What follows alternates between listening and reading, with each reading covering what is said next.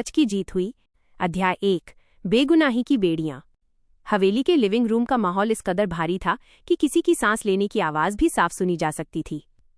बाहर पुलिस की गाड़ियों के सायरन की आवाज अभी अभी थमी थी और घर के भीतर का सन्नाटा किसी तूफान के आने का इशारा कर रहा था। चलिए प्रथम जी, बहुत नाटक हो गया, अब सीधे थाने चलकर ही बात होगी, इंस्पेक्टर रघुवंशी ने कड़कती आवाज में कहा और अपने साथी कांस्टेबल को इशारा किया। कांस्टेबल ने जैसे ही हथकड़ी निकाली, घर की बड़ी बहू एकता भाभी के पैर कांप गए। वो आगे बढ़ीं और इंस्पेक्टर के सामने हाथ जोड़कर खड़ी हो गईं। उनकी आंखों से आंसू बह रहे थे। नहीं इंस्पेक्टर साहब, आप बहुत बड़ी गलती कर रहे हैं। प्रथम ऐसा कुछ कर ही नहीं सकता। वह अपनी पत्नी निहारिका को गायब क्यों करेगा? वो तो खुद उसे ढूंढने के लिए परेशान था। कानून भावनाओं पर नहीं, सबूतों पर चलता है मैडम, इंस्पेक्टर ने रूखेपन से जवाब दिया। निहारिका जी पिछले 24 घंटे से लापता हैं। उनके कमरे से जो सुराग मिले हैं और जो आखिरी कॉल रिकॉर्ड्स हैं, वे सब प्रथम जी की तरफ इशारा कर रहे हैं। हमारे पास उन्हें हिरासत में लेने के पुख्ता आधार हैं।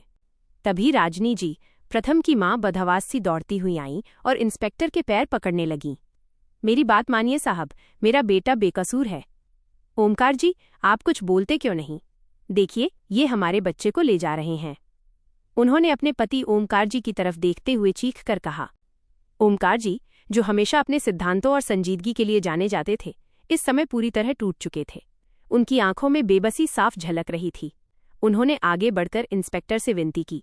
इंस्पेक्टर साहब, मैं इस शहर का एक इज्जतदार नागरिक हूं। मैं आपको भरोसा दिलाता हूं कि प्रथम कहीं भाग नहीं रहा है। आप उसे यहीं घर पर पूछताछ कर लीजिए। पुलिस की गाड़ी में इस तरह जाना हमारे परिवार की साख को मिट्टी में मिला देगा। ओमकार जी, कानून सबके लिए बराबर है। हमें अपना काम करने दीजिए, इंस्पेक्टर ने कड़क अंदाज में कहा। प्रथम, जो अब तक खामोश और स्तब्ध खड़ा था, उसने अपनी माँ और पिता की हालत देखी तो उसका दिल भर आया। उसने भारी आवाज में कहा, माँ, चाची, पापा, आप लोग प्लीज हाथ मत जोड़िए। मैंने कुछ गलत नहीं किया है। निहारिका कहाँ है, मुझे सच में नहीं पता, लेकिन मुझे कानून पर भरोसा है। सच जल्द ही सामने आएगा। सच तो थाने चलकर ही सामने आएगा, मिस्टर प्रथम। चलिए। इंस्पेक्टर ने प्रथम का हाथ पकड़ा और उसे दरवाजे की तरफ खींचने लगे। हर एक कदम जो प्रथम दरवाजे की तरफ बढ़ा रहा था, ऐसा लग रहा था मानो पूरे परिवार की खुशियों पर वज्रपात हो रहा हो। एकता भाभी फूट फूट कर रो रही थीं। राजनी जी सोफे पर गिरकर बदहवास हो चुकी थीं।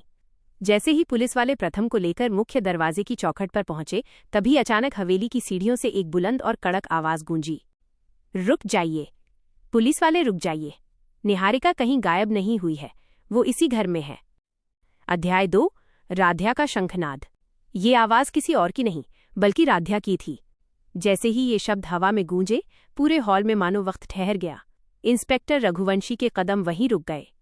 प्रथम ने झटके से पीछे मुड़कर देखा। उसकी आंखों में अविश्वास और एक हल्की सी उम्मीद की किरण चमकी। वह मन ही मन बड़बड़ाया, राध्या। प्रथम राध्या को बहुत अच्छी तरह जानता था। भले ही उनके बीच गलत फहमियों की एक बहुत बड़ी दीवार खड़ी हो चुकी थी, लेकिन वो अंदर से जानता था कि राध्या एक ऐसी लड़की है जो मर सकती है लेकिन कभी झूठ नहीं बोल सकती। अगर उसने कहा है कि निहारिका यही है, तो इसके पीछे कोई न कोई ठोस वजह जरूर होगी। इंस्पेक्टर ने अपनी भौहें सिकोड़ी और पीछे मुड़कर राध्या की तरफ देखा, जो सीढ़ियों से उतरकर बरामदे के बीचों बीच आ खड़ी हुई थी। उसकी आंखों में इस बार कोई डर नहीं था, बल्कि एक अजीब सा आत्मविश्वास और सच्चाई की चमक थी। लड़की, तुम होश में तो हो? पुलिस की कार्रवाई में बाधा डालने का अंजाम जानती हो? इंस्पेक्टर ने डांटते हुए कहा। मैं पूरे होश में हूं, इंस्पेक्टर साहब, राध्या ने बिना डरे सीधे इंस्पेक्टर की आंखों में देखते हुए कहा। आप जिस औरत के किडनैप या गायब होने के जुर्म में प्रथम जी को ले जा रहे हैं, वो औरत इस घर से बाहर कदम तक नहीं रखी है। वो यहीं है, हम सबके आसपास। ओमकार जी आगे बढ़े। उनकी आवाज में घबराहट और उम्मीद दोनों थी। राध्या बेटा, तुम यह क्या कह रही हो? अगर निहारिका यही है, तो वो सामने क्यों नहीं आ रही? हम सबने पूरा घर छान मारा, वो कहीं नहीं मिली। क्योंकि पापा, वो वहां छुपी है जहां कोई सोच भी नहीं सकता। उसने खुद को छिपाने के लिए इस घर के सबसे पुराने और उपेक्षित कोने को चुना है, राध्या ने कहा। साफ साफ बताओ, कहाँ है वो? इंस्पेक्टर ने झल्लाते हुए पूछा। राध्या ने अपनी उंगली उठाई और घर के पिछले हिस्से की तरफ इशारा करते हुए कहा, वो इस घर के पुराने स्टोर रूम में रखी आटे वाली बड़ी कोठली ड्रम के अंदर छुपकर बैठी है। यह सुनते ही वहां मौजूद सभी लोग एक दूसरे का चेहरा देखने लगे। एकता भाभी ने अपने मुंह पर हाथ रख लिया। राजनी जी की आंखें फटी की फटी रह गईं। आटे की कोठली? कोई इंसान भला इतनी बड़ी कोठली के अंदर क्यों और कैसे छुप सकता है? ये बात गले से नीचे नहीं उतर रही थी। ये तुम क्या बकवास कर रही हो? कोई आटे के ड्रम में क्यों छुपेगा? इंस्पेक्टर साहब, ये लड़की केस को भटका रही है, कांस्टेबल ने कहा। अगर मेरी बात झूठ निकली तो आप मुझे भी गिरफ्तार कर लीजिएगा। लेकिन एक बार मेरे कहने पर उस कोठली को यहां मंगवाकर तो देखिए, राध्या ने पूरे अधिकार के साथ कहा। अध्याय 3, कोठली का रहस्य और पानी का प्रहार। इंस्पेक्टर रघुवंशी को राध्या के चेहरे पर रत्ती भर भी शिकन नहीं दिखी। उन्होंने अपने 2 जवानों को आदेश दिया, जाओ, अंदर स्टोर रूम में जो भी आटे की बड़ी कोठली है उसे उठाकर तुरंत यहां बरामदे में लाओ। कुछ ही मिनटों में दोनों कांस्टेबल हाँफते हुए पीतल और लोहे से बनी उस विशाल पुरानी आटे की कोठली को घसीटते हुए बरामदे के बीच में ले आए। वो कोठली काफी बड़ी थी, जिसमें महीनों का राशन जमा किया जाता था।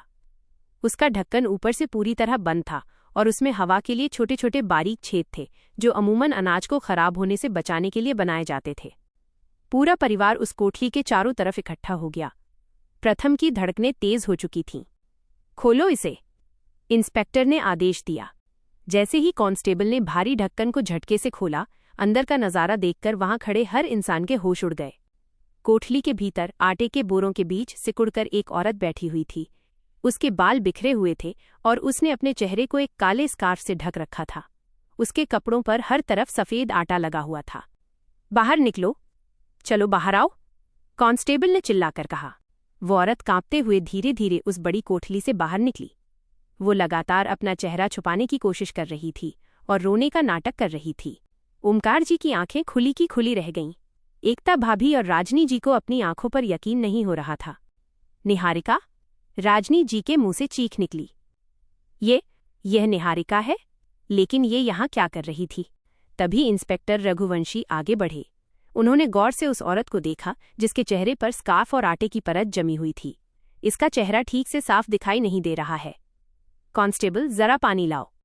पास ही टेबल पर रखे जग से कांस्टेबल ने पानी लिया और एक जोरदार झटका देते हुए उस औरत के चेहरे पर पानी फेंक दिया। जैसे ही पानी की बौछार उसके चेहरे पर पड़ी, आटे की सफेद परत बह गई और स्कार्फ हट गया। सामने जो चेहरा था वो हूबहू निहारिका का ही था। उसकी आंखों में अब कोई मासूमियत नहीं थी, बल्कि पकड़े जाने का खौफ और नफरत साफ देखी जा सकती थी। तो तुम सच में निहारिका ही हो? ओमकार जी की आवाज गुस्से और सदमे से कांप उठी। तुमने ये सब नाटक क्यों किया? पूरा परिवार नरक से गुजर रहा था और तुम यहाँ छुपकर तमाशा देख रही थी? अध्याय 4, एआई का मायाजाल और राध्या की आपबीती। इंस्पेक्टर रघुवंशी का गुस्सा 7वें आसमान पर पहुंच गया। उन्होंने निहारिका को झकझोरते हुए कहा, तुम्हारी हिम्मत कैसे हुई कानून के साथ खिलवाड़ करने की? तुम हम लोगों को गुमराह कर रही थी। अपनी किडनैपिंग का झूठा नाटक रचकर अपने ही पति को जेल भिजवाना चाहती थी। अब चलो थाने, वहीं तुम्हारी सारी हेकड़ी साफ होगी। निहारिका ने रोने का नाटक करते हुए प्रथम की तरफ हाथ बढ़ाया। प्रथम, मेरा यकीन करो, मुझे डराया गया था। राध्या झूठ बोल रही है। इसने मुझे यहां बंद किया था। बस, बहुत हो गया तुम्हारा झूठ निहारिका। इस बार राध्या आगे बढ़ी। उसकी आवाज में बरसों का दबा हुआ दर्द और आक्रोश था। राध्या ने इंस्पेक्टर की तरफ रुख किया और कहा, सर, इसने सिर्फ आज झूठ नहीं बोला है। ये औरत पिछले कई सालों से इस परिवार की खुशियों को दीमक की तरह चाट रही है।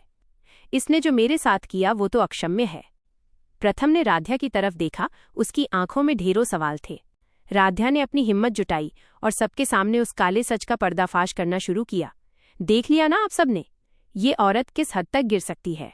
सर, इसी ने मुझे इस घर में हर किसी की नजरों में गिराया। इसने मेरी आवाज का इस्तेमाल किया। आवाज का इस्तेमाल? मतलब? इंस्पेक्टर ने पूछा। AI, artificial intelligence voice cloning technology sir, Radhya ने चिल्लाकर कहा। इसने मोबाइल ऐप्स के जरिए मेरी आवाज को रिकॉर्ड किया और फिर एआई की मदद से नकली ऑडियो क्लिप्स बनाए। उन क्लिप्स में ऐसा लगता था जैसे मैं प्रथम जी और इस परिवार के खिलाफ जहर उगल रही हूं, जैसे मैं प्रथम जी से नफरत करती हूं और इस घर की संपत्ति हड़पना चाहती हूं। यह सुनते ही प्रथम के पैरों तले जमीन खिसक गई। वो अतीत की उन कड़ियों को जोड़ने लगा जब उसने राध्या के फोन से या किसी अनजान नंबर से राध्या की आवाज में रिकॉर्डिंग सुनी थी, जिसमें वो उसे अपशब्द कह रही थी। हाँ, प्रथम जी। राध्या की आंखों से आंसू बह निकले, पर उसकी आवाज में दृढ़ता थी। उन ऑडियो क्लिप्स को सुनकर आपने मुझ पर शक किया। आपने सोचा कि मैं दुमुही हूं, जो सामने कुछ और पीठ पीछे कुछ और है। हमारे बीच रोज रोज जो झगड़े होते थे, जो गलत फहमियां पैदा हुई और आखिरकार जो हमारा तलाक हुआ, उस सब की मास्टरमाइंड सिर्फ और सिर्फ ये निहारिका है। राध्या, ये तुम क्या कह रही हो? एकता भाभी ने हक्के बक्के होकर पूछा। निहारिका ऐसा क्यों करेगी? क्योंकि भाभी, इसे इस घर की इकलौती मालकिन बनना था, राध्या ने कहा। इसे पता था कि जब तक मैं इस घर में हूं, प्रथम जी की जिंदगी में हूं, तब तक ही अपनी मनमानी नहीं कर सकती। इसने हमारे तलाक के बाद खुद को प्रथम जी की जिंदगी में शामिल कर लिया। और आज जब इसे लगा कि प्रथम जी इसके झूठ को पकड़ रहे हैं, तो इसने खुद के गायब होने का नाटक रचा ताकि प्रथम जी हमेशा के लिए जेल चले जाएं और ये बेचारी बनकर पूरी संपत्ति की वारिस बन जाए। अध्याय 5, पश्चाताप के आंसू। राध्या के एक एक शब्द ने प्रथम के सीने में खंजर की तरह काम किया। वो बेजान सा वहीं खड़ा रह गया। उसकी आंखों से पश्चाताप के आंसू बहने लगे। उसे वो हर एक पल याद आने लगा जब राध्या रो रोकर अपनी बेगुनाही की भीख मांगती थी और वो गुस्से में आकर उसकी एक बात नहीं सुनता था। मैंने ये क्या कर दिया? प्रथम बुदबुदाया। उसने राध्या की तरफ देखा, जिसका चेहरा आज उसकी बेगुनाही की गवाही दे रहा था। निहारिका, अब तुम्हारी कोई चालाकी नहीं चलेगी। ले जाओ इसे। इंस्पेक्टर ने लेडी कांस्टेबल को आदेश दिया। निहारिका अब पूरी तरह टूट चुकी थी। जब उसे पुलिस वाले घसीटते हुए ले जाने लगे तो वो चिल्लाने लगी, प्रथम, मुझे बचाओ।